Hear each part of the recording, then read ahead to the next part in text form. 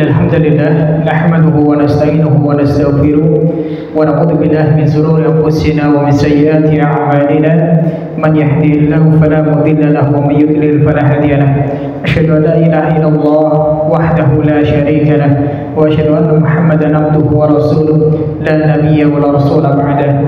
Qala Allah ta'ala fi kitabihil karim a'udzu billahi minasyaitonir rajim. يا أيها الذين آمنوا اتقوا الله حق تقاته ولا تموتن إلا وأنتم مسلمون. والصلاة والسلام على نبي المرسلين نبينا محمد صلى الله عليه وسلم وعلى آله وأصحابه ومن تبعهم بإحسان إلى يوم الدين. أما بعد. Alhamdulillah, kita senantiasa selalu bersyukur pada Allah Subhanahu wa taala.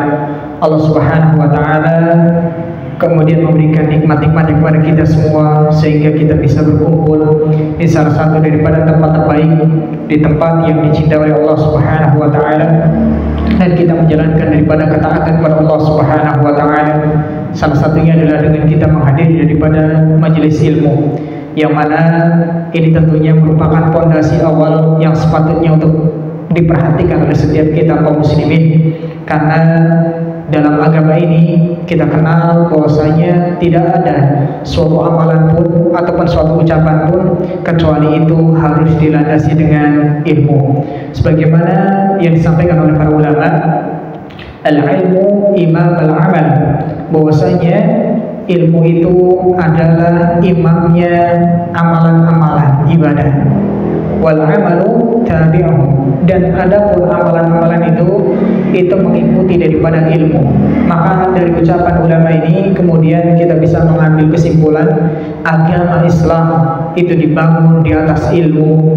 Maka inilah yang kemudian menjadi cara agar supaya Islam ini senantiasa terjaga kehormatannya, senantiasa dimuliakan oleh Allah Subhanahu wa taala, adalah ketika kita beramal ibadah, kita mengucapkan sesuatu itu dilandasi dengan dasar daripada ilmu yang benar. Betapa banyak hari ini karena minimnya pengetahuan daripada kaum muslimin, mereka banyak yang tertipu, terjebak dengan hal-hal yang mereka anggap itu adalah bagian daripada agama, padahal itu bukan bagian daripada agama. Banyak yang semangat share, menyebarkan berbagai macam motivasi-motivasi, bahkan ada yang membawakan hadis-hadis tanpa diketahui asal usulnya, yang mana ketika dicek ternyata adalah hadis-hadis yang palsu, didustakan atas nama Rasulullah SAW. Maka kita sebagai seorang muslim harus selektif dalam kita meng-share sesuatu, ataupun kita melakukan sesuatu, ataupun kita membicarakan sesuatu.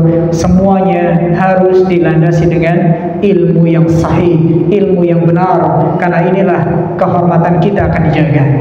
Ikhwatul iman, salawat dan salam semoga senantiasa tercurah limpahkan kepada Nabi besar Muhammad sallallahu alaihi wasallam, kepada keluarga beliau, sahabat-sahabat beliau, dan orang-orang yang senantiasa mereka selalu istiqomah memegang teguh daripada petunjuknya sampai yaumil qiyamah nanti. Ikhwatul iman, tema kita pada kesempatan malam hari ini adalah lanjutan daripada hadis yang ke-68 daripada kitab Daniel. Sekarang kita rubah kitabnya, ya, namanya adalah Sabilul Huffaz fi Hifdzi al-Ahadits an-Nabawiyyah as-Sahihah. Ya, Sabilul Huffaz artinya jalan para mereka orang yang menghafal. Ya, dalam apa? Mereka menghafal hadis-hadis nabawi yang sahih. Ya, ini kitabnya. Alhamdulillah pada kesempatan malam hari ini temanya adalah terkait daripada bulan Ramadan. Alhamdulillah kita sekarang sudah berada di bulan apa? Bulan Januari atau Rajab nih? Rajab, ya, bulan Rajab. Alhamdulillah sebentar lagi, tidak lama lagi kita akan masuk kepada bulan Ramadan. Kurang lebih sekitar 40-an hari, ya, kurang lebih. Ya, alhamdulillah ini tentunya nikmat dari Allah Subhanahu wa taala, yang mana kalau kita membaca sejarah ini, para ulama, ya, para sahabat-sahabat terdahulu juga, mereka ketika berlalu bulan Ramadan, selesai bulan Ramadan, mereka berdoa 6 bulan lamanya untuk supaya amal ibadah di bulan Ramadan itu diterima oleh Allah Subhanahu wa taala. Dan mereka berdoa, ya, setelah 6 bulan ya, demikian sampai dengan Ramadan yang akan datang, mereka berdoa agar mereka kemudian bisa menjumpai Ramadan berikutnya. Ini tentunya merupakan salah satu daripada contoh daripada ulama-ulama kita, daripada pembesar-pembesar ataupun pendahulu-pendahulu kita, yang mana mereka sangat perhatian tentang masalah bulan Ramadan. Maka tidak tidak kemudian kita mengacuhkan terkait daripada bulan Ramadan. Kita penting mengetahui tentang bagaimana bulan Ramadan itu, bekal-bekal apa yang kita harus siapkan untuk kita menghadapi daripada bulan Ramadan. Ikhwatul iman, hadis ini masih dari sahabat yaitu Abu Hurairah radhiyallahu taala anhu. An Abi Hurairah radhiyallahu taala anhu qala Rasulullah sallallahu alaihi wasallam, bahwasanya Abu Hurairah berkata, Rasulullah sallallahu alaihi wasallam beliau telah bersabda, "Idza dakhala syahrul Ramadan," ketika telah masuk bulan Ramadan, "futihat abwabul jannah," maka pintu-pintu surga akan dibuka oleh Allah Subhanahu wa taala. "Wa ghuliqat abwabun nar," dan akan ditutup ya, dikunci daripada pintu-pintu neraka. "Wa sulsiyat syayatin," dan syaitan-syaitan itu pun kemudian dibelenggu oleh Allah Subhanahu wa taala. Ikhwatul iman, ini hadis yang sangat agung, yang mana ini kemudian banyak pembahasan-pembahasan yang perlu kita ketahui di dalamnya. Baik, kita masuk pada pembahasan yang pertama. Rasulullah SAW mengatakan, "Idza dakhala syahrul Ramadan," ketika telah masuk bulan Ramadan. Nah, ini ada poin penting yang mungkin banyak daripada kaum muslimin belum mengetahui tentang masalah ini, yaitu tentang bagaimana sejarah penamaan bulan di dalam Islam. Begitu juga nanti berkaitan dengan bagaimana sejarah adanya tahun Hijriyah. Kemudian ada bagaimana kita tahu nama-nama hari dalam Islam. Ini penting untuk kemudian kita sebagai seorang muslim untuk mengetahuinya ya. Jangan sampai kita mengetahui hari-hari ataupun bulan-bulan, tahun-tahun yang mana di luar daripada Islam, dan kita terhadap hari, tanggal ataupun lain daripada Islam itu kita buta ataupun kita tidak mengetahuinya. Baik, ikhwatul iman rahimani wa rahimakumullah jami'an. Pertama, pembahasannya adalah terkait daripada masalah nama hari. Kita masuk pada nama hari. Kalau kita cermati dalam Indonesia ya, di Indonesia, kalender Indonesia itu kita kenal nama-nama hari ada apa nama? Senin, Selasa, Rabu, Kamis, Jumat, Sabtu, Minggu. Ya, Sabtu, Minggu. Itu kalau dalam Indonesia. Perhatikan. Pernahkah kita tahu asal muasal nama daripada hari Senin, Selasa, Rabu, Kamis dan seterusnya? Tahu? Ada yang pernah mendengar? Dari hitungan, betul ya. Kalau dalam Islam itu tidak ada nama minggu, ya. Tapi yang betul adalah apa? Ahad. Ya. Sebenarnya kalau dalam Islam hitungan hari itu dimulai dari hari apa? Hari apa? Ahad. Coba, kalau dikatakan Ahad, apa itu arti Ahad? Ahad itu artinya satu. Jadi yang pertama, hari yang pertama itu Ahad. Namanya Ahadun. Ahadun itu kalau terjemahkan dalam bahasa Indonesia artinya apa? Satu. Kemudian apa setelah Ahad? Bukan Senin ya, Isnain ya, Isnain. Isnain itu hari apa? Kalau di Indonesia hari Senin. Isnain itu artinya apa? Dua. Ya, Isnani, dua. Ya. Kemudian diserap ke dalam bahasa Indonesia jadi apa? Senin. Oke. Kemudian Selasa. Dalam bahasa Arab apa? Ats-tsulatsa. Ya, tsulatsa artinya apa? Tiga. Ya. Tiga. Kemudian di dalam Indonesia disebut dengan Selasa. Kemudian berikutnya setelah Selasa apa? Arbi'a. Arbi'a itu artinya yang keempat. Kalau dalam bahasa Indonesia kemudian dikenal dengan Rabu. Ya, Rabu. Kemudian yang berikutnya hari Kamis apa dalam bahasa Arab? Al-Khamis. Khamis itu apa artinya? 5. Ya, Khamis itu artinya 5. Sedangkan kemudian masuk ke dalam bahasa Indonesia dikenal dengan Kamis. Bukan Khamis tapi apa? Kamis. Oke, kemudian Jumat. Apa artinya Jumat? 6 bukan. Ya, bukan 6. Kalau 6 itu apa? Sittatun, ya, sittah, ya. Adapun Jum'ah ini bukan diambil dari hitungan. Kalau tadi Ahad 1, Isnani atau Isnaini 2, Ats-Tsulatsa 3, Al-Arbi'a 4, Al-Khamis 5. Adapun Jumat, apa itu arti Jumat? Jumat artinya berkumpul. Ya, Jumat artinya apa? Berkumpul. Makanya kita kenal hari Jumat adalah sebagai hari raya yang sifatnya pekanan untuk kaum muslimin. Makanya disebut dengan Jum'ah. Kenapa? Hari itulah hari di mana kaum muslimin itu kumpul untuk melaksanakan apa? Hari raya yang sifatnya pekanan, yaitu apa? Ibadah salat Jumat. Makanya disebut dengan apa? Al-Jumu'atu. Oke, kemudian Sabtu, ya. Kalau dalam bahasa Arab disebut dengan As-Sabt. Kalau di Indonesia kemudian diserap menjadi apa? Sabtu, ya. Kemudian apa artinya Sabtu? Ya, As-Sabtu. Apa artinya? Bukan. Kalau 7 itu ya Sab'ah. Ya, itu kalau 7, ya. Sabtu itu adalah apa? Artinya rehat, istirahat. Jadi orang Arab, ya, ataupun pendahulu daripada Arab, mereka menggunakan hari Sabtu itu sebagai apa? Hari untuk istirahat. Makanya disebut dengan apa? As-Sabtu. Sehingga kemudian diserap ke dalam bahasa Indonesia disebut dengan apa? Sabtu, ya.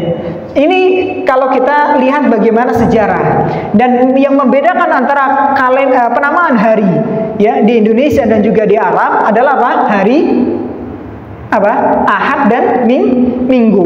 Adapun Minggu kalau di Indonesia, wallahu taala alam, Anda coba baca-baca, itu diambil dari Portugis. Ada yang menisbatkan kepada pastor yang dulu mendakwahkan agama Nasrani di Indonesia, sehingga dikenal dengan Minggu. Wallahu taala alam shawab, ya. Yang jelas kalau kita lihat ternyata Indonesia dalam nama-nama hari itu mayoritas adalah mengikuti apa? Islam. Ya, penamaan hari dalam Islam. Ya, contoh tadi Ahad, ya. Ahad ini sekarang yang populer, teman-teman, ya. Kemudian apa?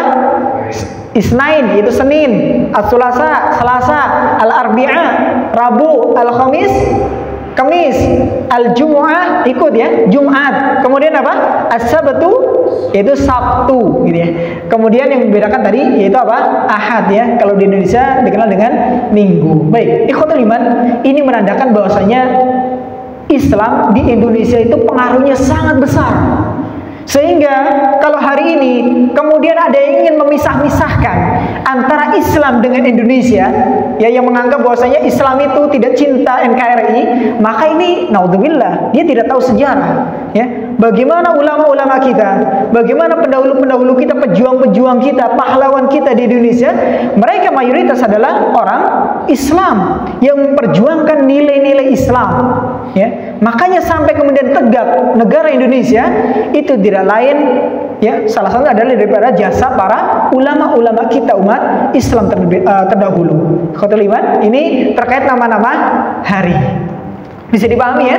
Jadi lebih kita terbuka sekarang. Oh, Senin ternyata dari bahasa Arab nih, Isnain 2, ya. Kalau dalam bahasa Arab ataupun dalam Arab itu hari pertama adalah hari Ahad, ya. Hari Ahad, Senin, Selasa, Rabu, Kamis, Jumat dan Sabtu. Baik, ini masalah hari. Kemudian naik berikutnya yaitu masalah bulan, ya, masalah bulan. Dalam Indonesia itu dikenal ada bulan apa saja? Januari, Februari, Maret, April, Mei dan seterusnya sampai Desember. Oke. Nanti ada sejarahnya juga ternyata. Adapun dalam Islam, nama-nama bulan dalam Islam apa saja? Muharram, Safar, Rabiul Awal. Mana nih yang tua-tua? Ya, Rabiul Awal, terus Rabiul Akhir, terus Jumadil Awal, Jumadil Akhir, Rajab, Sya'ban, Ramadan, Syawal, Dzulqa'dah, Dzulhijjah. Ini nama-nama bulan dalam Islam sebagaimana yang disyaratkan oleh Allah Subhanahu wa taala ketika menyebutkan bahwasanya apa? Inna iddatasyuhuri 'indallah, bahwasanya bilangan bulan di sisi Allah Subhanahu wa taala isna asyara syahran fi kitabillah yauma khalaqas samawati wal ard, yaitu di hari penciptaan langit dan bumi sudah ditentukan. Bulan dalam Islam itu ada 12. Ya, ada 12 ya. Minha arba'atun hurum. Di antara daripada 12 bulan itu ada namanya 4 bulan haram. Fala tadlimu fihinna anfusakum. Maka jangan kalian mendolimi diri kalian sendiri dalam 4 bulan haram yang tersebut. Ya, tidak boleh mendolimi diri sendiri. Artinya apa? Tidak kita dibolehkan untuk melakukan apa? Kemaksiatan. Karena kemaksiatan asalnya adalah apa? Kita sedang mendolimi diri kita sendiri. Kita tidak mendolimi Allah. Kalau kita bermaksiat, siapa yang kita dolimi? Bukan Allah, tapi apa? Diri sendiri. Makanya Allah kemudian menyebutkan dalam ayat ini, fala tadlimu fihinna anfusakum. Maka jangan kalian mendolimi diri kalian dalam 4 bulan ini. Baik, kita kembali kepada urutan bulan dalam Islam. Bulan dalam Islam, mana bulan yang pertama? Bulan Muharram atau bulan apa? Atau Ramadan? Atau Dzulhijjah? Bulan apa yang pertama dalam Islam? Hah? Ada sejarahnya. Ada sejarahnya. Baik, sebelum kita masuk tadi ke jawaban, pertama kita harus ketahui tentang sejarah daripada bulan, ya, nama-nama bulan. Sebenarnya ikhwatul iman, dalam Islam ataupun sebelum Islam datang itu sudah ada nama-nama bulan. Sudah ada nama-nama bulan sebagaimana yang kita kenal sekarang. Ya, ada namanya Muharram, ada Safar, ada Rabiul Awal, Rabiul Akhir dan seterusnya. Ini sebelum Islam datang, artinya sebelum Nabi Muhammad SAW itu diutus menjadi nabi, itu sudah ada. Ya, sudah ada. Yang membedakan dengan penamaan bulan sebelum datangnya Islam dengan setelah datangnya Islam adalah di nama Muharram. Dulu sebelum Islam datang, Muharram ini dikenal dengan Safar al-awwal, yaitu Safar yang pertama. Ya, Safar yang pertama. Kemudian yang keduanya apa? Safar, gitu ya. Ya, sebagaimana ada Rabiul Awal, ada Rabiul Akhir, ada Jumadil Awal, ada Jumadil Akhir, ya. Safar Muharram dulu dikenal dengan apa? As-Safar al-awwal, ya, Safar yang pertama. Baik, sedangkan setelah Islam masuk, maka kemudian dikenal dengan bukan Safar al-awwal lagi, tapi apa? Dengan Muharram. Baik, terkait daripada penamaan bulan ataupun urutan bulan, ini terjadi perdebatan di antara para sahabat. Ini mulai ditetapkan adalah masa para sahabat, lebih tepatnya adalah masa sahabat Umar radhiyallahu taala anhu. Di masa sahabat Umar radhiyallahu taala anhu, ya, masih sebelumnya itu masih campur, artinya belum ditetapkan bulan yang pertama itu bulan apa. Ya, kenapa? Hakikatnya penamaan bulan dalam yang kita kenal kalender Hijriyah itu didasarkan dengan nama-nama musim. Nama-nama apa? Musim. Beda halnya dengan nama-nama bulan dalam kalender Masehi. Kalau nama-nama bulan dalam kalender Masehi itu dinisbatkan kepada nama-nama raja-raja. Ya, nama-nama apa? Raja. Ini kalau dalam kalender Masehi. Adapun dalam Islam itu diurutkan ataupun disebut itu adalah dengan apa namanya? Musim. Ya, dengan musim. Contoh. Di sini kita tahu Muharram, ya. Kenapa dinamakan Muharram? Karena bulan yang dimuliakan. Di bulan Muharram itu semua sepakat, entah itu yang musyrik ataupun yang mukmin, yang kafir ataupun yang Islam, semuanya sepakat Muharram adalah bulan yang dimuliakan. Makanya tidak ada peperangan di bulan Muharram. ya, di bulan Muharram. Dan bulan Muharram adalah salah satu daripada apa? 4 bulan haram yang disebutkan oleh Rasulullah SAW, 3 berurutan, 1 menyendiri. 3 berurutan apa saja? Yang berurutan Dzulqa'dah, Dzulhijjah, Muharram. Kemudian yang menyendiri Rajab, ya, Rajab. Ya, ini 4 bulan yang dimuliakan dalam Islam. Dan dalam 4 bulan ini orang Arab semuanya sepakat tidak boleh ada peperangan, tidak boleh ada penumpahan darah di sana. Harus dimuliakan bulan ini. Kalau mau perang, gencatan senjata dulu. Itu perang nanti akan terjadi adalah setelah bulan haram ini berlalu, baru mereka memulai peperangan lagi. Inilah yang kemudian diyakini oleh mereka bahwasanya Muharram, kenapa dinamakan Muharram? Karena bulan ini adalah bulan yang dimuliakan oleh semua orang pada saat itu. Baik. Kemudian yang kedua yaitu bulan apa? Bulan apa yang kedua setelah Muharram? Yang kedua setelah bulan Muharram adalah Safar. Safar, kenapa dinamakan Safar? Ya. Safar ini artinya adalah kuning, ya. Karena pada saat itu musimnya itu langit itu apa? Kelihatan kuning, sehingga disebut dengan apa? Safar. Kemudian tumbuh-tumbuhan, maksudnya ya, tumbuh-tumbuhan itu mulai menguning kalau di bulan Safar. Kalau ke Arab gitu ya, pas bulan Safar maka didapati tumbuhan-tumbuhan itu warnanya apa? Mulai menguning. Makanya disebut dengan apa? Safar. Kemudian ada namanya Rabiul Awal dan Rabiul Tsani. Artinya apa? Musim gugur pertama dan musim gugur kedua. Rabiul Awal dan Rabiul Tsani artinya musim gugur. Kemudian setelah musim gugur yang pertama dan yang kedua, kemudian muncullah apa? Jumadil Awal dan Jumadil Tsani ataupun Jumadil Akhir. Artinya adalah musim dingin pertama dan musim dingin kedua, puncak daripada musim dingin yaitu di Jumadil Akhir. Ya, 1 bulan sebelumnya ya, beberapa waktu yang lalu sebelum masuk bulan apa? Rajab. Nah, sekarang bulan Rajab. Apa arti Rajab? Rajab itu artinya cair. Jadi di bulan Rajab itu es-es ataupun salju-salju yang menutupi daripada wilayah Arab pada saat bulan Rabiul bulan apa? Jumadil Awal dan Jumadil Akhir ini mulai mencair. Itu di bulan apa? Rajab. Ya, makanya disebut Rajab. Kenapa? Karena saat itu adalah musimnya es-es yang ada di Arab itu mulai mencair.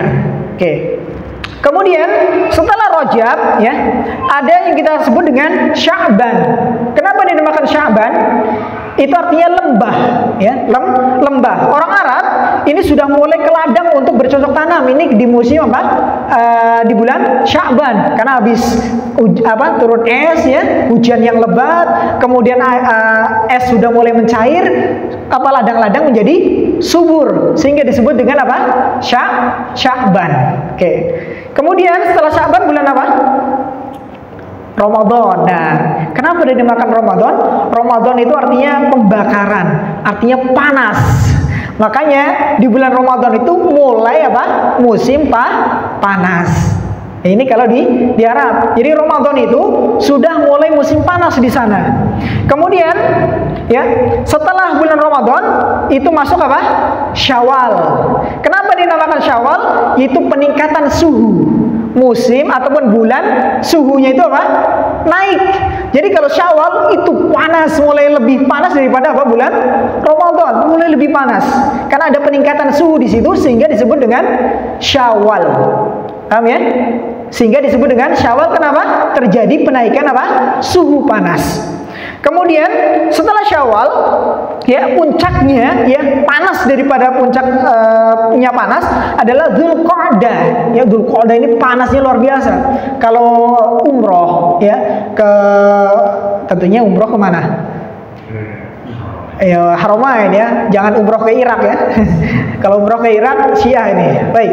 Kalau umroh ke Haramain ya, Madinah dan juga Mekah, ini ketika di bulan Dzulqa'dah siap-siap. Apa? Panas. Panasnya luar biasa ya. Dan ini banyak orang-orang yang disebutkan Dzulqa'dah. Kenapa? Asal katanya sama dengan al-qu'ud, artinya duduk. Jadi di bulan Dzulqa'dah itu banyak orang-orang itu nggak mau keluar rumah. Jadi berdiam diri di rumah. Karena apa? Panas. Disebut makanya dengan bulan apa? Dzulqa'dah. Kemudian di akhir itu adalah disebut dengan Dzulhijjah. Kenapa dinamakan Dzulhijjah? Karena disitulah bulan di mana kaum muslimin menunaikan apa? Musim haji. Bisa dipahami? Inilah asal penamaan daripada apa? Nama-nama bulan dalam Islam. Saya ulangi. Muharram. Kenapa dinamakan Muharram? Karena bulan itu dimuliakan oleh apa? Semua orang yang ada pada masa itu. Kemudian setelah Muharram, Safar. Safar itu artinya apa?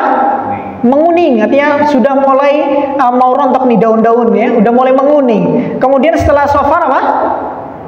Rabiul Awal, itu musim gugur pertama. Kemudian Rabiul Tsani atau Rabiul Akhir, ya musim gugur yang kedua, puncak musim gugur. Kemudian apa? Jumadil Awal, itu apa? Mulai daripada turun hujan, es dingin gitu ya. Jumadil Akhir, puncak daripada apa? Es turun ataupun dingin.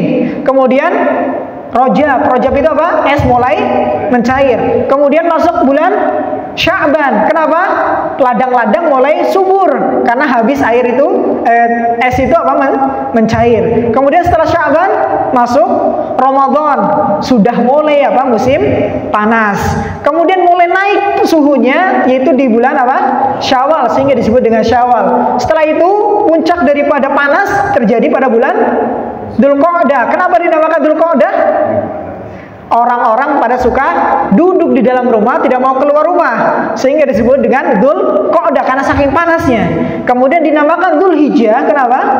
Karena bulan itu ditunaikanlah apa? Ibadah haji. Ya, ini nama-nama bulan dalam Islam. Terkait daripada urutan, ini para ulama ataupun para sahabat pada masa sahabat Umar radhiyallahu taala anhu itu bermusyawarah. Semua muhajirin dan ansor semuanya kumpul. Ya, muhajirin dan ansor semuanya kumpul diskusi. Bulan mana yang pertama nih? Bulan Dzulhijjah. Ada beberapa pilihan ya. Bulan Dzulhijjah, kemudian ada bulan Ramadan, ada bulan Muharram. Dan ternyata diantara daripada sekian banyak daripada sahabat ini kemudian mereka cenderung untuk kemudian memilih apa? Bulan Muharram. Kenapa dinamakan Muharram? Selaras nanti dengan tahunnya. Karena awal daripada etikat ataupun keinginan untuk melakukan hijrah itu dimulai di pertengahan bulan Dzulhijjah. Ya, di pertengahan bulan Dzulhijjah, dan mulai melakukan hijrah itu adalah di bulan Muharram. Sehingga para ulama ataupun para sahabat pada masa itu, yaitu masa sahabat Umar radhiyallahu taala anhu, sepakat untuk kemudian menjadikan Muharram sebagai bulan yang pertama dan ditutup dengan apa? Bulan Dzulhijjah, yaitu ditandai dengan apa? Haji, ya, kegiatan ibadah haji. Ya, ini terkait urutan bulan. Ya, pertama Muharram dan seterusnya sampai Dzulhijjah. Oke, bisa dipahami di sini? Oke, kemudian terkait daripada bulan ini juga, ini perlu diketahui bahwasanya nama-nama ini tadi kita sudah sampaikan, ini sudah ada sejak masa-masa sebelum Islam itu datang, cuma belum ditentukan apa urutannya. Oke, menarik. Ya, kenapa disebutkan di sini adalah kita Qamariyah ya. Dalam Islam kita kenal dengan apa? Istilah Qamariyah. Ya, dengan hitungannya dengan menggunakan apa? Bulan. Ternyata kalau kita membaca sejarah, wallahu taala alam shawab, ada yang menyebutkan kalender Syamsiyah, penanggalan ataupun tahun Syamsiyah ini sudah ada sejak masa Dzulqarnain. Sejak masa siapa? Dzulqarnain. Kemudian berkembang zaman, kemudian diakuisasi oleh Romawi, yang mana saat itu rajanya adalah Alexander wallahu taala alam. Kemudian dijadikanlah itu menjadi apa? Tahun Masehi. ya, tahun Masehi. Kemudian setelah berkembang zaman dan seterusnya, akhirnya umat Arab ya, orang-orang Arab ketika itu mereka sepakat untuk merubah yang tadinya mereka menggunakan matahari, kemudian mereka menggunakan apa? Bulan sebagai acuan. Oke, kemudian terkait masalah tahun. Ya, tahun, kenapa ada namanya tahun Hijriyah, kemudian ada tahun Miladiyah ataupun Masehi. Baik. Terkait masalah awal tahun ya, bagaimana urutan tahun itu dari mana dimulai? Ini juga di masa sahabat Umar radhiyallahu taala anhu. Diawali dari surat dari sahabat yang mulia, wallahu taala saya agak lupa namanya, Abu Musa al-Asy'ari kalau nggak salah. Beliau ditugaskan ke Yaman dan beliau sering dikirimi surat oleh sahabat Umar radhiyallahu taala anhu. Ketika itu Abu Musa al-Asy'ari beliau menulis balasan untuk Amirul Mukminin Umar bin Khattab. Beliau mengatakan, kami telah membaca daripada surat-surat engkau wahai Amirul Mukminin di bulan Sya'ban, tapi kami nggak tahu ini tahun keberapa surat ini tak sampai kepada kami. Karena sering ya sahabat Umar itu ngirim surat. Kalau sekarang kan WA gitu ya, cepet ya. Kalau dulu itu surat lama gitu ya. Itu sampai bingung Abu Musa al-Asy'ari itu, surat ini kapan datangnya? Tahun ini atau tahun yang lalu? Ya, nggak mungkin tahun yang akan datang kan? Oke, ghaib nanti namanya. Baik, berangkat dari situ, kemudian sahabat Umar radhiyallahu taala anhu mengumpulkan daripada para sahabat-sahabat Rasulullah SAW dari kalangan Muhammad juga Ansar. Ada yang kemudian memberikan usulan-usulan untuk awal penamaan ataupun awal daripada penahunan dalam Islam. Itu dimulai dari kapan? Ada beberapa usulan. Pertama, usulan yang pertama ada yang menyebutkan dimulai sejak tahun Rasulullah SAW diutus menjadi nabi. Ya, tahun Rasulullah diutus menjadi nabi, yaitu ketika beliau berumur berapa? 40 tahun. Tahun apa itu? Gak ada yang tahu gitu. Kalau dulu orang-orang Arab terdahulu mereka menamai tahun itu berdasarkan kejadian-kejadian yang besar pada saat itu. Contoh, kita kenal Rasulullah lahir adalah pada tahun apa? Gajah. Kenapa? Saat itu ada Raja Abraha dari mana? Dari mana Raja Abraha? Dari Yaman, kemudian ingin menghancurkan Ka'bah. Ya, di saat itulah ya berdekatan dengan tahun itu Rasulullah SAW lahir. Kemudian disebutkan Rasulullah lahir di tahun gajah. Kemudian ada contoh misalkan tahun Fijar karena terjadi peperangan Fijar. Ada nama tahun Zilzal misalkan dan seterusnya. Ya karena di situ masa paceklik, masa paling susah disebut dengan Zilzal dan seterusnya.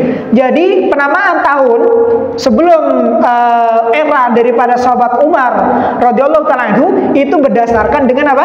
Kejadian-kejadian yang besar saat itu. Bisa jadi tahun Badr misalkan ya. Tahun apalagi perang Khandaq misalkan dan seterusnya.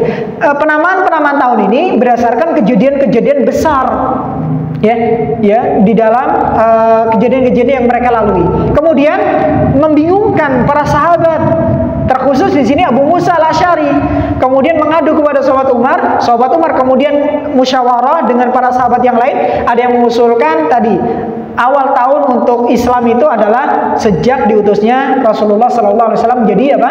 Nabi. Wahyu pertama turun ya, Iqra bismi rabbikal ladzi khalaq dan seterusnya. Kemudian ada usulan yang kedua, yaitu dilihat dari tahun lahirnya Nabi. Tapi kedua hal ini kemudian tidak disepakati oleh para ulama ataupun para sahabat. Kenapa? Karena ada perselisihan pendapat di antara para sahabat tentang kapan tahun lahirnya Nabi, ya tepatnya itu kapan itu nggak ada yang tahu. Kemudian kapan Nabi itu mendapatkan wahyu pertama, ini juga pada belum tahu. Karena waktu itu tentunya yang masuk Islam baru siapa? Yang pertama beriman adalah Khadijah radhiyallahu anha dari kalangan perempuan, yang laki-laki dewasa Abu Bakar As-Siddiq, dari anak-anak siapa? Ali bin Abi Thalib, dan kemudian dari hamba ataupun pembantu dan seterusnya ya. Ini makanya tidak disepakati oleh sahabat Umar, tidak disetujui oleh sahabat Umar. Kenapa? Terjadi perbedaan pendapat di kalangan para sahabat. Kemudian usulan yang ketiga yaitu berdasarkan apa tadi yang pertama? Utusnya Nabi, kelahiran Nabi. Yang ketiga adalah tahun wafatnya Nabi. Ada yang mengusulkan, yaitu untuk dimulai tahun Islam itu adalah sejak wafatnya Rasulullah SAW. Tapi tidak disetujui oleh Sobat Umar. Alasannya apa? Karena kalau kita menggunakan awal tahun daripada Islam itu ditandai dengan wafatnya Rasulullah, ini akan mengingatkan kesedihan untuk para sahabat dan juga umat Islam. Sedangkan gak etis, ya, pergantian tahun itu identik dengan kesedihan, tidak, ya. Makanya tidak disepakati oleh sahabat Umar, tidak disetujui oleh sahabat Umar. Kenapa? Membuat sedih, ya, membuat sedih. Kemudian ada yang usul sahabat Ali radhiyallahu taala anhu, beliau mengusulkan adalah tahun di mana Rasulullah SAW hijrah ke kota Madinah. Maka kemudian kita kenal dengan apa? Kalender tahun Hijriyah. Yaitu apa? Karena ditandai dengan hijrahnya Rasulullah SAW dari Mekah, yaitu dari negeri kesyirikan waktu itu, ya, bukan seperti sekarang, kemudian pindah ke negeri tauhid, yaitu apa? Madinah. Dan ternyata ini selaras dengan firman Allah Subhanahu wa taala dalam surat Taubah ketika Allah Subhanahu wa taala menyebutkan bahwasanya inna awwala baiti wudi'a lin-nasi, ada yang usisa ala taqwa, benar awalnya ayatnya lal masjidu usisa ala taqwa min awwali yaumin ahaqqu an taquma fi, ya, dan seterusnya. Ada ayat Allah Subhanahu wa taala menyebutkan itu apa? Bahwasanya masjid yang pertama kali dibangun, ya, masjid yang pertama kali dibangun, ya, usisa ala taqwa, yang dibangun di atas daripada apa? Ketakwaan, min awali yaumin, yaitu di hari yang pertama. Maka dari sini kemudian ambil oleh sahabat Ali, ini hari pertama disebutkan oleh Allah dalam surat At-Taubah. Saya lupa ayatnya 49 atau berapa, saya agak lupa. Baik. Kemudian apa? Sahabat Ali mengusulkan untuk apa? Awal daripada tahun itu adalah dimulai daripada hijrahnya Rasulullah SAW. Masjid yang pertama dibangun, masjid apa? Masjid Kuba, ya. Yang mana kata Rasulullah dalam hadis yang lain disebutkan, barang siapa yang bersuci di rumahnya, kemudian dia datang ke Masjid Kuba, sholat 2 rakaat di situ, maka pahalanya seperti apa? Umroh, ya, dengan Rasulullah SAW. Wallahu taala alam shawab, ya. Ada keutamaan yang luar biasa untuk Masjid Kuba, ya. Kalau mau tanya Masjid Kuba, tanya ke Ustaz Irfani yang sudah pernah ke sana, ya. Semoga semuanya bisa ke sana nanti, ya, bisa melihat masjid yang pertama dibangun oleh Rasulullah SAW, ya, tentunya sambil umroh, ya, bukan hanya ke Masjid Kuba. Baik, di sini Masjid Kuba ini penuh sejarah. Kenapa? Itulah awal umat Islam mendirikan masjid, yang artinya menandai apa? Bahwasanya Islam itu mulai leluasa untuk menjalankan apa? Ibadah kepada Allah Subhanahu wa taala dengan dibangunnya apa? Masjid Kuba, ya, Masjid Kuba. Oke. Kemudian ternyata disetujui oleh sahabat Umar radhiyallahu taala anhu bahwasanya kalender ataupun penahunan, ya, pertama dalam Islam itu dikenal dengan apa? Hijriyah. Artinya apa?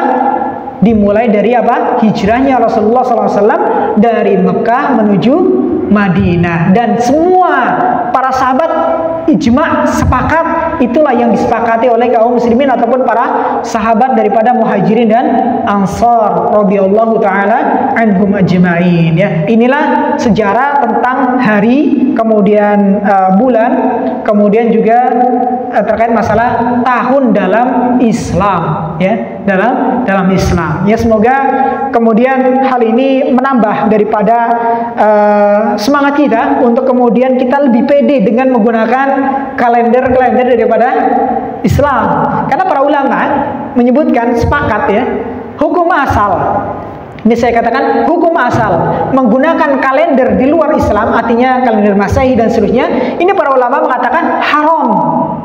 Kenapa haram? Karena ada tasyabbuh dengan orang-orang kufar, orang-orang kafir. Makanya para ulama hukum asal yang mengatakan adalah apa? Haram seorang muslim menggunakan apa? Kalender daripada Masehi ataupun di luar daripada Islam. Kenapa? Karena penamaan kayak bulannya, ya, ini adalah apa? Dinamakan untuk mengenang, yaitu orang-orang pembesar mereka, orang-orang Romawi, yang mana kita kenal mereka dengan apa? Kesyirikannya, dengan kekufurannya, ya, tasyabbuh. Dan dalam Masehi itu ada 2 hari raya. Ya, ada 2 hari raya. Saya agak lupa namanya. Tahun baru disebut dengan hari raya Nairuz kalau nggak salah, ya. Itu untuk merayakan daripada hari raya orang-orang Romawi ataupun Persia. Wallahu ta'ala shawab. Yang jelas penuh dengan sejarah yang berbau-bau dengan kesyirikan. Maka para ulama kemudian mengambil kesepakatan hukum asalnya adalah apa? Haram. Tapi kemudian dibolehkan. Yang menjadi boleh, kenapa? Ketika di situ ada hajat. Ya, contoh karena di Indonesia menggunakan penahunan Masehi, ya udah, nggak masalah. Ya, ataupun dalam surat menyurat itu memang resminya adalah menggunakan penanggalan ataupun penahunan daripada Masehi ataupun Miladiyah. Ini nggak masalah, ya. Para ulama kemudian membolehkan. Tapi kalau bisa kita kembali kepada kalender Islam, maka ini lebih baik tentunya, ya, lebih baik. Ya, sembari kemudian kita memberikan syiar kepada penerus-menerus daripada generasi kita untuk mereka lebih mengenal daripada Islam. Saya yakin orang yang duduk di sini, ya, semuanya bisa jadi baru kali ini tahu tentang bagaimana nama hari, nama bulan, dan bagaimana sejarah daripada penahunan dalam Islam. Ini tentunya kita sebagai Muslim ini harus introspeksi, ya. Bagaimana kita harus lebih mengenal, ya, dengan apa itu Islam. Bagaimana sejarah-sejarah Islam? Banyak sejarah-sejarah yang luar biasa, ya, dalam Islam. Ya, sebelum sekarang misalkan ditemukan bangunan seperti ini, masjid yang kokoh, Islam itu sudah pertama kali menemukan. Itu di masa siapa? Dzulqarnain, ketika membangun apa? Tembok untuk Ya'juj dan Ma'juj. Bagaimana dalam Al-Quran kemudian diabadikan apa? Besi yang panas dilelehkan kemudian dituangkan kokoh, ya, jadi besi, ya. Dan ini ternyata diadopsi oleh kita zaman modern. Ya, bagaimana kalau mau membuat tembok yang kokoh, ya, penjara misalkan, ya, dari apa? Besi, ya. Ini Islam sudah mengajarkan dari awal. Ya, bagaimana hitungan-hitungan, ya, bilangan-bilangan. Ini juga Islam itu luar biasa gitu. Jangan dilalaikan, ya. Banyak kita kemudian menganggap bahwasanya semua penemuan-penemuan itu berasal dari barat. Tidak, ya. Asalnya penemuan-penemuan itu adalah dari Islam. Bahkan kalau kita membaca sejarah, itu banyak buku-buku Islam, ya, buku-buku ulama-ulama kita, para intelek-intelek kita, umat Islam yang di Andalus gitu, ya. Kemudian bukunya itu dicuri oleh mereka musuh-musuh Islam, ya, kemudian diklaim sebagai milik mereka, ya. Sejarah-sejarah Islam ataupun penemuan-penemuan Islam ini sampai kemudian ada yang disebutkan dibuang semuanya ke sungai, sampai sungai itu berwarna hitam. Kenapa? Karena di situ mencair daripada tinta-tinta para ulama ataupun para orang-orang cerdas, ya, Islam, yang kemudian mereka membuat sebuah karya-karya dalam sejarah, ya. Ini tentunya kita sebagai umat Islam harus melek dengan sejarah, ya, karena sejarah ini adalah salah satu hal yang kemudian paling rentan dan paling mudah untuk kemudian obak-abik, ya, ataupun pelenceng-lencengkan. Kenapa? Ya, karena terjadi waktu yang sudah lampau dan tidak ada yang kemudian menjamin akan daripada kesahihan daripada sejarah tersebut. Ya, wallahu ta'ala alam shawab. Ini terkait daripada penamaan tadi hari dan juga yang lainnya. Ini baru masuk tadi apa? Idza dakhala syahru Ramadan, ya. Idza dakhala syahru Ramadan futihat abwabul jannah. Ya, kata Rasulullah SAW, itu apa? Akan dibukakan pintu-pintu surga. Dimaksudkan di sini oleh para ulama, kemudian disebutkan oleh para ulama, dimaksud di sini adalah dibukakan pintu-pintu surga. Artinya apa? Di bulan itu, di bulan Ramadan, dimudahkan orang-orang ataupun umat Islam untuk apa? Menjalankan ketaatan dia daripada bulan-bulan selain daripada Ramadan. Bayangkan ya, coba dilihat. Kita rasakan aja ya nanti di bulan Ramadan kita lebih rajin ke masjid ya, rajin sholat malam ya, rajin menahan sabar gitu ya, nafsunya kita kekang, luar biasa. Maka disebut dengan tadi, kenapa disebut pintu-pintu surga itu dibuka? Salah satu pendapat para ulama adalah karena dimudahkan untuk kita beramal saleh. Dan kemudian disebutkan kenapa pintu-pintu neraka ditutup, itu adalah karena di bulan itu peluang untuk kita bermaksiat, keinginan untuk bermaksiat itu sangat minim, sehingga pintu neraka itu ditutup. Ini salah satu daripada pendapat para ulama. Di antara pendapat ulama yang lain adalah ini sebagai bentuk motivasi untuk kita agar kita bersemangat di bulan ini beribadah kepada Allah dan menjauhi daripada kemaksiatan kepada Allah Subhanahu wa ta'ala ya. Dan terakhir adalah setan-setan itu dibelenggu oleh Allah Subhanahu wa ta'ala. Artinya ini motivasi bagi kita ya. Kita sudah dibukakan pintu surga di sana, kemudian pintu neraka ditutup, kemudian setan-setan dibelenggu. Hendaklah kita, tentunya seharusnya kita lebih semangat dalam menjalankan ketaatan kepada Allah Subhanahu wa taala di bulan Ramadan. Dan semangat beribadah ini bukan hanya sekedar semangat, tapi semangat beribadah ini didasari dengan ilmu. Maka pentingnya untuk kemudian kita membahas masalah ini, yaitu tentang berbekal ataupun bekal untuk kita menghadapi ataupun masuk ke bulan Ramadan. Ini sebagai mukadimah saja. Insyaallah pertemuan berikutnya kalau Allah izinkan kita masih membahas edisi spesial untuk persiapan masalah Ramadan, insyaallah ta'ala, agar supaya Ramadan kita lebih bermakna. Sekali lagi, semua harus dilandasi dengan ilmu ya. Jangan sampai kemudian kita sembarangan beramal tanpa ilmu. Contoh di bulan Rajab ini termasuk bulan yang mulia, dimuliakan oleh Allah Subhanahu wa taala, dan Rasulullah pun memuliakan daripada bulan ini dengan banyak puasa ya, dengan banyak beribadah kepada Allah, tapi kemudian tidak mengkhususkan hari-hari tertentu untuk puasa. Sebagaimana disuruh oleh Imam Nawawi dan juga Ibnu Hajar, beliau mengatakan jangan khususkan hari tertentu di bulan Rajab untuk berpuasa, atau sholat di malam Jumat hari tertentu di bulan Rajab. Kenapa? Tidak ada dasar dalil yang sahih akan hal itu. Tidak ada, ya, tidak ada sama sekali dalil yang sahih menegaskan keutamaan misalkan puasa di hari pertama, puasa 3 hari pertama bulan Rajab, atau sholat di malam Jumat pertama di bulan Rajab. Ini tidak ada hadis-hadis yang sahih, dan para ulama justru kemudian banyak mengatakan hadis-hadisnya itu adalah banyak yang dusta atas nama Rasulullah Sallallahu Alaihi Wasallam. Makanya semangat beribadah oke, tapi harus dilandasi dengan ilmu. Jangan hanya kemudian ikut-ikutan saja, karena ini kemudian bisa menjerumuskan kita ke dalam kesesatan ataupun ke dalam hal-hal yang tidak diridhoi oleh Allah Subhanahu wa taala. Itu saja barangkali untuk pertemuan kita pada malam hari ini. Masih ada sedikit waktu, kita buka sesi tanya jawab. Silakan, barangkali ada yang mau bertanya. Kita buka sesi tanya jawab. Silakan, Pak. Assalamualaikum warahmatullahi wabarakatuh. Assalamualaikum. Sedikit pertanyaan terkait tadi yang Pak Ustaz sampaikan bahwa di bulan Ramadan kita tentunya bersemangat ya, kita kira-kira ibadah banyak. Bagaimana setelah bulan Ramadan itu kita tetap konstan kita menjalani itu. Setelah dari itu kita udah selesai Idul Fitri, kita kayak bersukaria gitu, euforia gitu, habis itu down semua. Jadi istilahnya yang tadinya mungkin anak bisa tadarus, contohnya ini malah susah, soalnya juga mulai goyang gitu.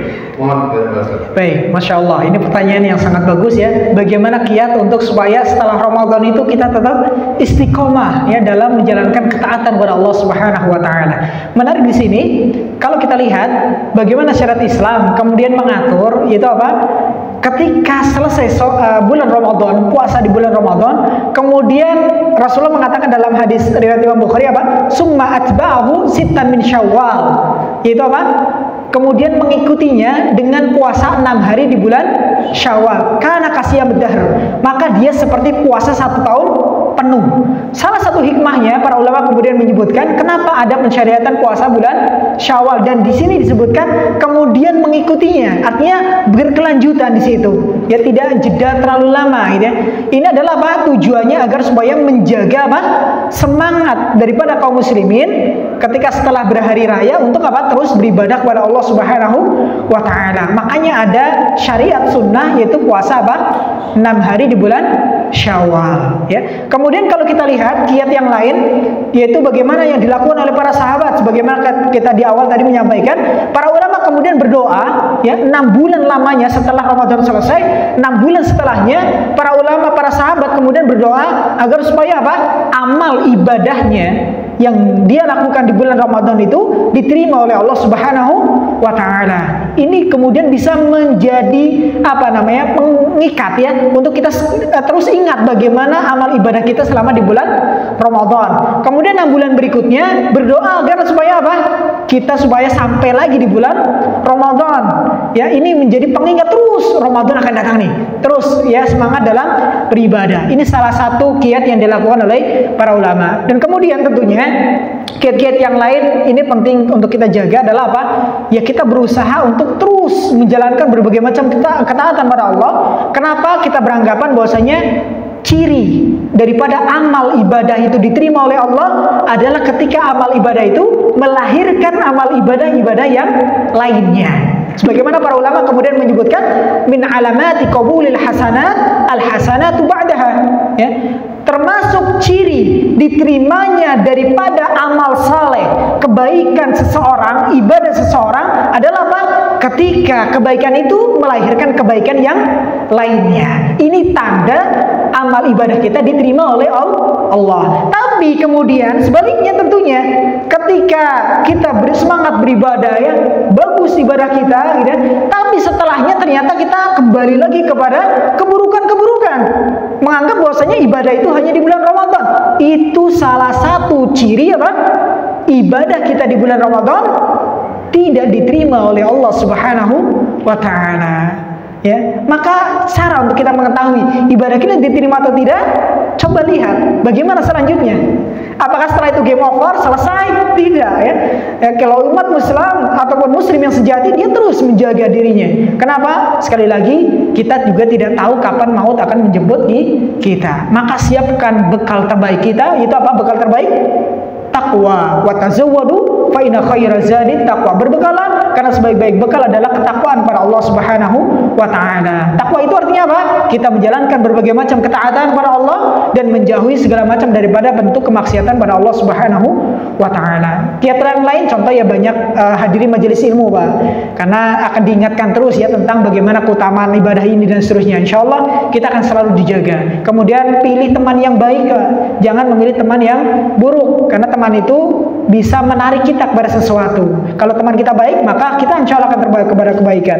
Kalau buruk, maka kita bisa terbawa ke dalam keburukan. Ya, wallahu taala alam bishawab. Ada lagi?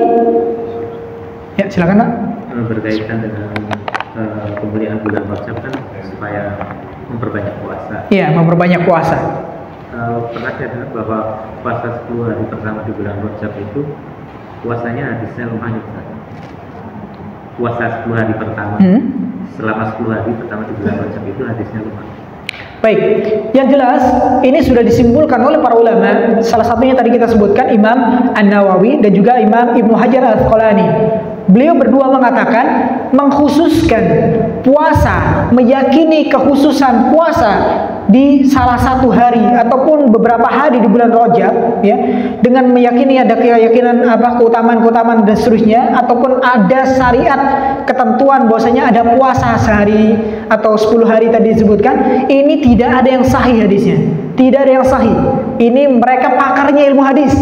Ya bukan saya ngomong, tapi Ibnu Hajar dan juga Imam An-Nawawi. Bisa dirujuk kepada kitab-kitab beliau, ya contoh dalam kitab Fathul Bari dan juga yang lainnya.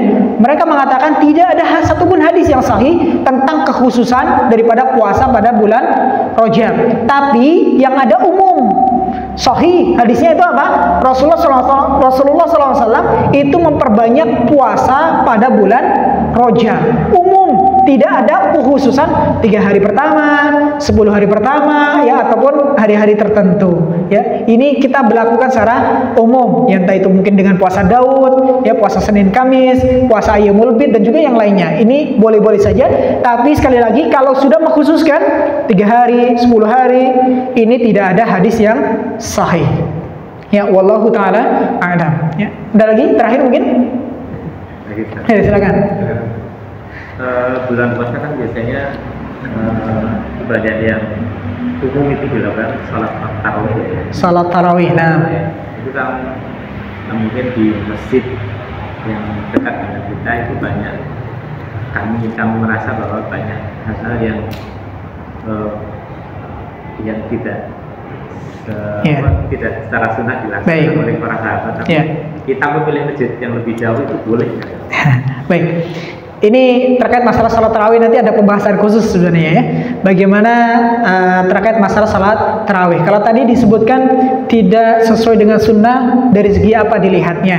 Jumlah rakaatnya kah, atau dalam bacaannya, ataupun dalam beberapa ritual ataupun hal-hal yang dilakukan ketika salat tarawih.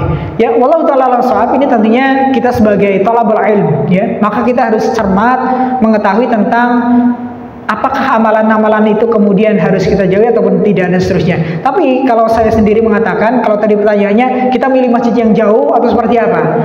Kalau misalkan, ya, di sekeliling kita ada masjid yang kemudian melaksanakan salat tarawih, entah itu mungkin 23 rakaat atau mungkin 11 rakaat, gitu, ya. Karena ini ada ikhtilaf para ulama, dan ini termasuk ikhtilaf dalam ilmu fikih furu', dan ini disepakati akan perselisihannya, tidak mengapa. Bahkan di Saudi berapa rakaat? 23, ya. Di sana 23 rakaat, gitu, ya. Tapi dengan rakaat-rakaat yang tidak terlalu panjang, ya. Dan kemudian kalau misalkan hal seperti itu kemudian bisa kita dapati dan imamnya juga benar, gitu, ya. Kecuali kalau imamnya, mohon maaf, Al-Fatihahnya kacau, Al-Fatihahnya nggak jelas, ya, makharijul hurufnya nggak tepat, maka boleh saat itu untuk kemudian orang itu mencari masjid yang lain. Kenapa? Ada udzur di situ, yaitu ketidaksahan dalam sholat, disebabkan karena contoh tadi imam bacaan Al-Fatihahnya tidak benar, bisa merubah makna. Misalkan alhamdulillah disebut alhamdulillah, ya, atau misalkan beberapa daripada huruf-huruf yang kemudian ini disebut dengan lahnul jali, ataupun kesalahan yang sangat jelas yang ini bisa merubah makna, maka boleh pada saat itu untuk kemudian memilih masjid yang lainnya. Tapi kemudian kalau misalkan sekiranya ada pertimbangan lain, contoh lebih khusyuk misalkan di beberapa masjid yang lain misalkan, maka ini wallahu ta'ala alam, kembali kepada hukum asalnya, boleh-boleh saja dimanapun kita mau sholat itu boleh. Tapi tentunya jangan kemudian kita mengabaikan bagaimana masjid-masjid sekeliling kita, dan juga interaksi tetap dijaga, ya. Jangan sampai sini melaksanakan sholat tarawih misalkan, ya, kemudian di belakang sana melaksanakan sholat tarawih tandingan misalkan. Nah, ini tentunya tidak diperbolehkan, ya. Dalam satu tempat ada 2 imam, ya, ada 2 jamaah, ini tentunya tidak diperbolehkan, ya. Wallahu ta'ala shawab. Kembali kepada pertimbangannya tadi, Pak, ya, dilihat dulu. Kalau masjidnya masih Al-Fatihahnya oke, insya Allah nggak masalah, tetap di situ. Ada pun beberapa hal mungkin yang sering dilakukan oleh masyarakat, ini ada yang sifatnya diperselisihkan, ada yang sifatnya mungkin menjadi ritualitas yang mungkin tidak sampai kategori haram ataupun seperti apa. Dan ini kembali kepada tadi hajat dan kebutuhan kita, ya. Wallahu ta'ala a'lam bishawab. Mungkin itu saja, ya, pertemuan daripada malam hari ini. Semoga yang sedikit ini bermanfaat, khususnya bagi kami yang menyampaikan dan juga semua yang hadir, dan kita bisa kemudian nanti berjumpa dengan Ramadan dengan bekal yang terbaik, yaitu kita membawa ilmu sehingga kita lebih bersemangat dan kita lebih kemudian bermaksimal, ya, untuk kemudian beribadah kepada Allah Subhanahu wa taala di bulan Ramadan. Kita akhiri daripada majelis kita dengan doa kafaratul majelis. Subhanakallahumma bihamdika asyhadu an la ilaha illa anta astaghfiruka wa atubu ilaik. Sekian. Wassalamualaikum warahmatullahi wabarakatuh.